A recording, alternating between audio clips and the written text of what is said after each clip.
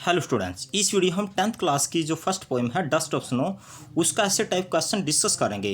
यदि आप 10th class के विद्यार्थी हो तो ये वीडियो आपके लिए बहुत इंपॉर्टेंट रहेगी, इसलिए वीडियो को अंत तक जरूर देखें। तो ये वीडियो स्टार्ट करते हैं। What is the central idea of the poem dust of snow discuss.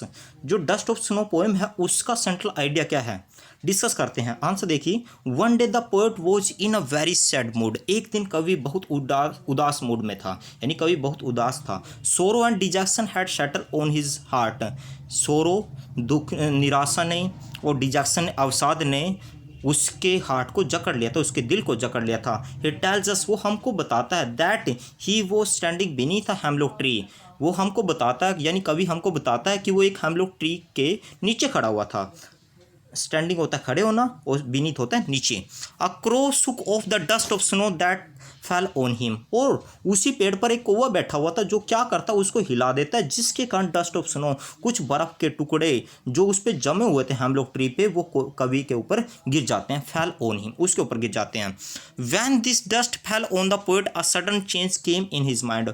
और जब ये डस्ट यानी बर्फ के टुकड़े, बर्फ के कण कवि के ऊपर गिरते हैं तो एक अचानक उसके मूड में चेंज आ जाता है, कवि का मूड में परिवर्तन आ जाता है। It ended all the regret that had field his mind. और इससे जो रेग्रेट था, जो कवि पश्चाताप कर रहा था, उस सारे पश्चाताप का अंत हो जाता है। दस इस प्रकार से it saved his day from any further sadness. इस प्रकार से जो कवि का जो बाकी बचा हुआ दिन था, जो निराशा में बीतने वाला था, वो भी बच जाता है। The poet has used the hemlock tree, the crow, the dust of snow and the crow's shaking off this dust from his wings as symbols only. कवि ने जो हेमलॉक ट्री है, क्रो है, डस्ट ऑफ स्नो है और crows की जो activity है, कौवे की जो एक्टिविटी है, वो उसके हिलाता है अपने पंखों से, उन सभी का यूज एक सिंबल के रूप में प्रयोग किया है। The hemlock is a poisonous tree. जो हेमलॉक का पेड़ होता है वो एक पॉइजनस ट्री होता है। It has been used here as a symbol of the poet's sad mind that can be no less than a poison for the body. और इसका यहाँ पर यूज़ किया सिंबल के रूप में। किस चीज़ का symbol? The poet sad mind, जो कवि का सैड माइंड है, that can be no less than a poison for the body, जो एक शरीर के लिए किसी जहर से कम नहीं है। The crow is often taken as a sign of ill omen. जो कौवा होता है उसको हम अक्सर बैड ओमन मानते हैं।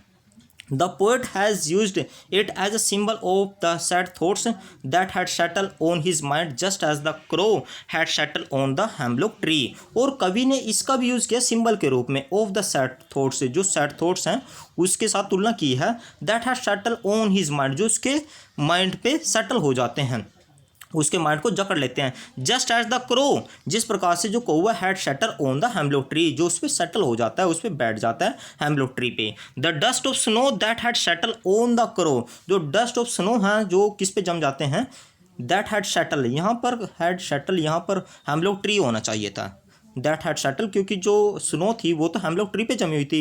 Is the symbol of inertia that the poet sad thought have brought about in him. वो किसका प्रतीक है?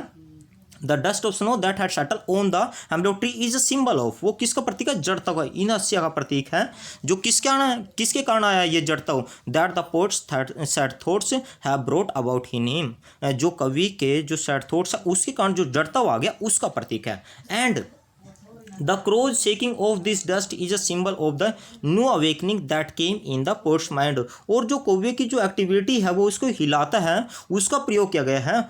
Off this dust, the crow's shaking off this dust, हाँ, जो कौवे की जो एक्टिविटी है is a symbol of the new awakening, एक नई अवेकनिंग का ये प्रतीक है, एक पुनर्जागरण का, एक जागरण का, एक ज्ञान का प्रतीक है। That came in the poet's mind, जो कवि के मन में आता है, यानी कवि जाग जाता है एकदम से, कवि को, यानी एकदम से हम ये कह सकते हैं कि कवि को ये लगता है कि हाँ कुछ ना कुछ तो गलत हो रहा है। It ended all his regret and saved his mind from any further detection. और इससे कवि का जो पश्चाताप होता है वो खत्म हो जाता है। And saved his mind from any further detection, और जो कवि का जो डिजेक्शन था, यानी जो कवि का आने वाला समय था जो खराब होने वाला था, वो बच जाता है, किसी निराशा से बच जाता है। तो इस वीडियो में स्टूडेंट्स इतना ही।